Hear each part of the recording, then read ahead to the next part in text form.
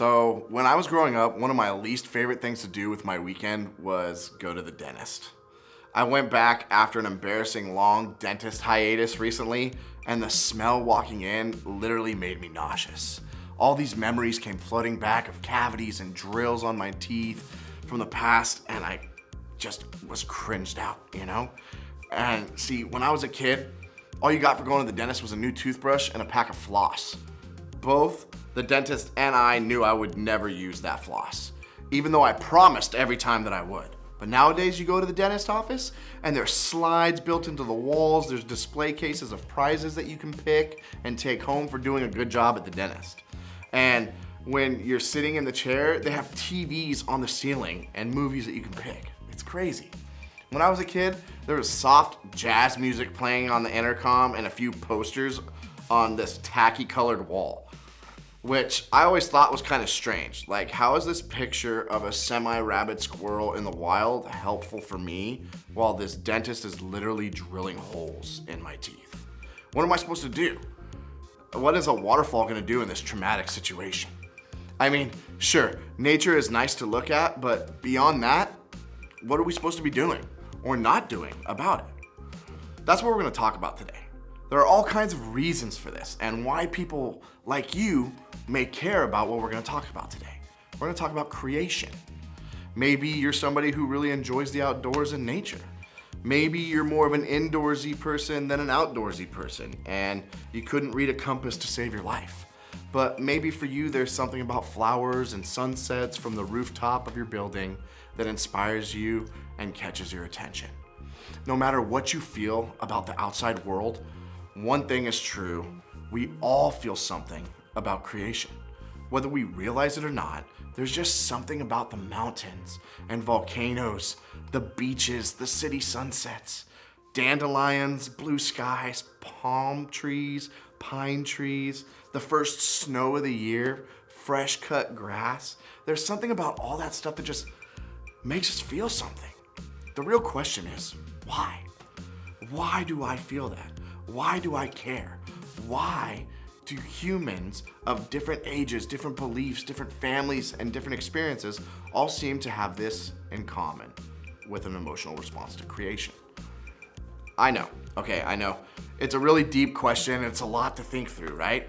But maybe this question that you need to be asking right now is, why are we talking about this stuff at church at all? What do volcanoes and waterfalls and dandelions and the dentist have to do with creation and church?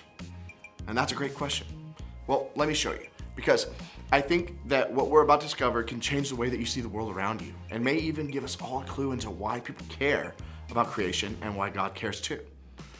We're gonna look at a psalm today, which is just an old word that basically means poem. There's an entire book of psalms or poems in the Bible, and they talk about everything. Psalms express frustration with God at the same time they express worship to Him. They mention people's hurt and anger towards enemies while also addressing promises of God's faithfulness. They cover all emotions.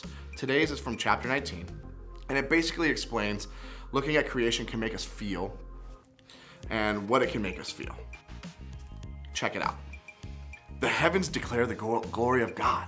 The skies proclaim the work of His hands. Day after day, they pour forth speech. Night after night, they reveal knowledge. They have no speech. They have no words. No sound is heard from them.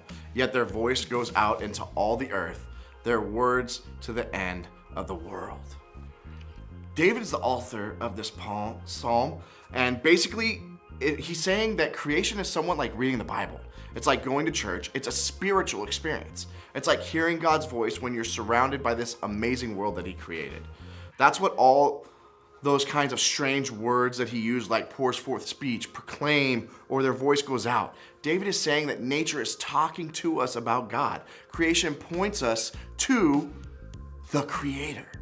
After God has made everything that makes up the world we live in, including human beings, the writer of Genesis goes on to say that God did this.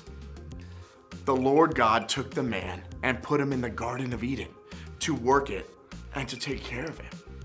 So when we talk about the planet and we talk about creation, we aren't just talking about something your earth science teacher talks about. We're talking about something bigger. We're talking about something that God cares about and made us to care about as well. In other words, caring for creation isn't some trendy idea. It's a spiritual idea. It's an ancient idea. It is God's idea. So what does that mean for us? What exactly does this look like? Well, there are a lot of different ways that people can think about caring for the world. So what's the best one? Where do we start? What does God want us to do?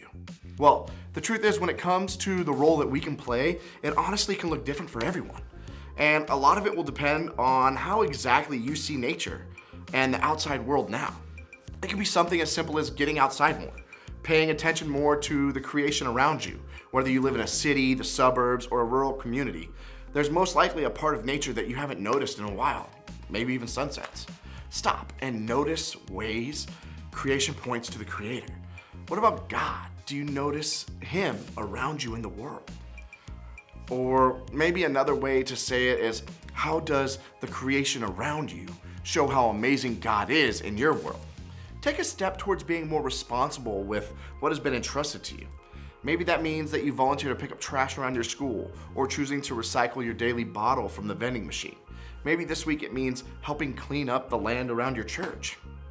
In other words, maybe your first step is treating the planet like God made it and you genuinely care about it. For some of you, you've cared so much for the planet for so long that you've been losing sleep because your anxiety gets to you. For you, maybe you got the protect and persevere part down, but you need to spend more time enjoying creation, going outside and experiencing what God made, appreciating what is good and still being passionate for that cause. Just like we need to treat the planet like God created it, you need to treat yourself like God created you. You need rest. You need to breathe. Do your part, but don't feel pressured into thinking that taking care of the planet is all on you. When it comes to caring for the place that we live, the place that God made everyone, we should all do our part. In fact, it should look different for each person because God made us all uniquely. We're all different, and we can all do a part in taking care of His beautiful creation.